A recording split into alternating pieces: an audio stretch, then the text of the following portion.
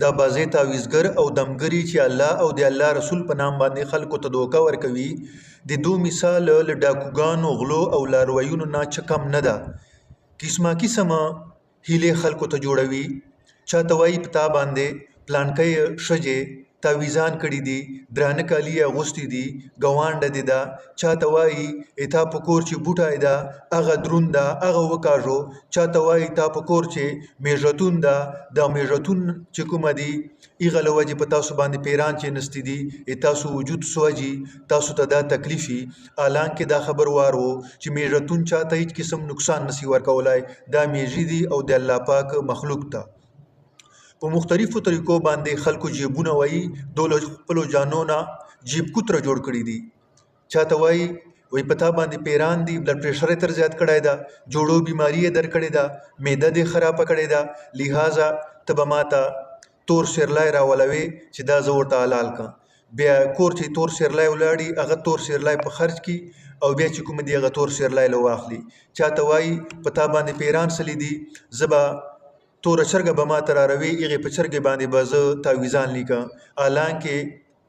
هر هغه وینه چې جناور ته حلال که او حلالولو په وخت باندې د غړۍ نه ووتله نو دغه وینه حرامه ده. که حلال جناور دی هغه والا حرامه ده او که حرام جناور دی هغه والا خدا حرامه. نو ته قرآن حدیث لا نور تعویزات په دغه حرام شي سره څرنګه لیکې؟ د دا مطلب څه چې ته ساده لوخ عوامو ته مسلمانانو ته او انسانیت ته دوکه ورکوي. لہذا له دغو خلکو نه چې چوره جان بچ کولای سو جان بچ کوو.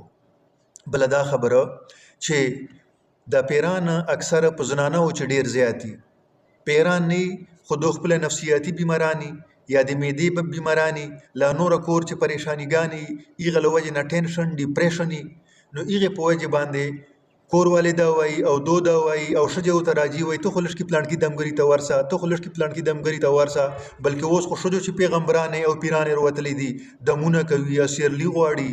تعویزان ترته کاږي، چې څوک په ګولۍ لګېدلی هغه نه ګولۍ رکاږي. حالانکې دا صفا درواغ وایي، نه خو ګولۍ رکښلی سي، نه تا ته تعویزان رکښلی سي او نه نور التانه چې کومه دي پیران درې کولی سي. لہذا دغو ښځو او له دغو سړیو نه چې چوره جان بچ کولی سو جان بچ کوو. کومه تقریبا په سلو چې یوه زنانه لا په زرو چې یوه زنانه چې هغه باندې صحیح پیرانی نور دا یو کم زر لا یو کم سلو دوله نفسیاتی بیمارانی لا د معدې مریضانی لا میړه دوره تنګه کړي لا خسر لا خواشه دوره غمجنه کړي لا چې کور چې کومه یونه دی لا اندران دي چې دی ول زندگی چې کومه دی ډېر په زیاته په تکلیف کړي. لہذا لشکې د نفسیات معلومه وو چې دا میړه نه تنګه ده، خر نه تنګه ده، خواشه نه تنګه ده، کور چې له بل چا نه تنګه ده، چورو کا وډونه چې مشکلات دي ورته نه دا چې فورا تاسو دمګورو او تعویزانو پسې پرو. بیا دا وګوره چې آیا دا خو نفسیاتي چې بیماره نه ده نو کم از کم اسپتال ته بونجا یو سایکاټریست ته وښکاره کا، بیا معدې والا ګیسټرو ته وښکاره کا. عادي وګوري نه دا چې ته دمګورو پسې شوروي یو تر تای وای ماته سرلای راولا او بل تر تای ماته تور چرګ را او بل په بلې طریقې باندې شوکي بل دې په بلې طریقې شوکي. له دغه نه خدای دې پاره جان بچ کو. دا د معاشره ډاکوګان او غلدي دمونه ټیک تا کوو خو علاج ډیر ضروری ده. ډیر زنانه مو وکتلې دمو باندې خدای بل دولت خرج ک هغه چې کله ډاکټرانو ته ورغلي ډاکټرانو ورته ویل چې ته خو د انزایټي بیماری نفسیاتي بیماری لا چې کومه دیتا میده نه ده صحیح. نو لږ کې په دغه شی باندې سوچ پکار ده. حالانکه لدم درود نه ما انکار نشته، تعویز نه ما انکار نشته، احادیث صحیحه سره دم ثابت تا تعویزان ها له احادیث نه ثابت دي. نو دم دې سړی کوي، درود دې کوي، خو په علاج دې ها سړی ښه زور ور کوي، علاج دې کوي. حضرت عائشہ رضی الله عنها فرمایي وی نبی اسلام با هر شپه چې چلماستېده د اخیرانی درې سورتونه قل هو الله احد، قل اعوذ برب الفلق، قل اعوذ برب الناس، دا درې سورتونه بیا ویله، بیا په خپل لاس باندې دم کړو، بیا په ټول بدن باندې تیراوله، بیا درې ویله دا درې سورتونه بیا په لاس باندې دم کړ، بیا په ټول وجود باندې ومشل، بیا به درې معیاري چې کومه دي هر یو صورت یو ویله، بیا په لاس دم کړ تر څوره پورې بیا چې د لاس رسیدل په واړه وجود بیا تیر کړ. وی په اخر وخت چې نبی اسلام له دنیا نه رخصت ده نو په دغه ټیم باندې د په وجود چې په لاسو چې طاقت نه و نو ما هغه دوه سره صورتونه دم کړل، تیر مې کړل او بیا مې د مبارک په لاسو باندې ور دم کړل. ولې چې نبی اسلام په لاسو چې برکات و ځکه نبی اسلام په لاسو ور دمول او په ټول وجود باندې فرمایي چې بیا ما غلاس ور تیر کړل. نو عزتمنو دم بالکل ثابت ده. دا درې صورتونه چې ووایې که جنات دي که پیران دي که بل مصیبت تکلیف تا کور چې د ماشوم زاړي جناور دی بیمار ده هرې بیماری پاره چې کومه دي دا درې صورتونه شفا دي. مه ملاګانو پسې شورو مه دمګرو پسې شورو مه بل چاته ورجو مه ملاګان په کورو ګډو چې څرنګه یو عام کس نه پرده فرض ده واجب ده داسې مولوي صاحب نه پرده فرض ده واجب ده. ډېر ډېر نقصانونه سلی دي له دغو کیسولو لاس نه ولی مولوي صاحب چې کومه دي داسې بشر د انسان ده نو دنه هم نقصان کېدای شي. لہذا مولیانو پسې چې کومه دي مشورو دا درې صورتونه وایو که بیا الحمدلله تر وللضالین آمین پورې دا سره ګډه کې او وردم دې کړله بیا خلا چې کومه دي فایده زیاته کوي. نو دغه شي د سړی کوشش کوي چې کوم دم له احادیثو نه له قرآن نه ثابتي پیغه دې سړی زور ورکوي. دغه رنګه عزتمنو په بل حدیث کې راځي چې حضرت عائشہ رضی الله عنها فرمایي وي نبی علیہ السلام چې کله د دنیا نه رخصتېده او په مرض الموت چې و یعنی سلګدن حالت چې و نو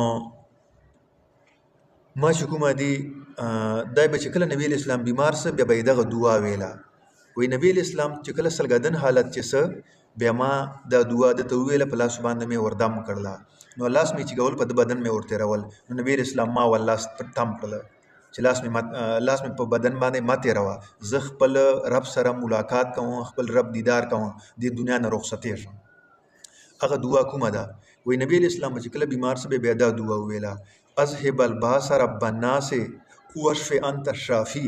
لا شفاء الا شفاؤک شفاء لا یغادر سقما. ای د ټول انسانیت مالکا دما خطرات بیماریګانې لری کا او ای شفا ورکوونکه ته ماته شفا راکا روغ صورت راکا او شفا خو هغه ده چې اته یې ورکي انسان بچ شفا ورکي او ماته هغه صحت راکا چې هیڅ قسم تکلیف ایغه بعد بیان صفاته. نو دغه د دې دعا معنی ده. عائشہ رضی الله عنها فرمایي چې نبی اسلام بکل خپل بیمار سره بیا د خپل باندې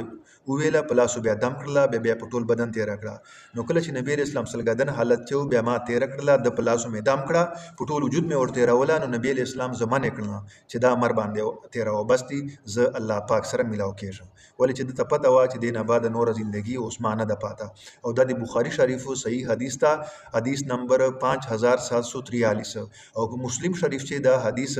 2192 نمبر حدیث چې راغلی دی. دغه رنګه حدیث شریف نه دم درود ثابت ته نبی اسلام فرمای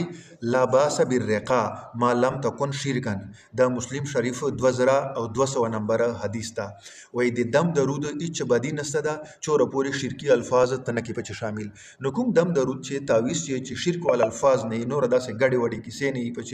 لجینات نات تعاون نو اخلي نور په دم درود چې هیڅ قسمه بدی نسته دا. دغه رنګ عزت منو بل حدیث تا حضرت ابو سعید خدری رضی الله عنه فرمایي وی نبی علیہ السلام یو جماعت یو ټوله د نبی علیہ السلام صحابه او نفس سفر باندې لاړ نو الته په وی قبیله چې واچدل نو غیغه قبیله والو نبی علیہ السلام نا صحابه او نا نبی علیہ السلام صحابه او ته ویلا چې موږ میلمستیا وکړو خو یې میلمستیا نه انکار وکړ نو خدای والي ته ګورا چې په دوه یو کستا د دو سردار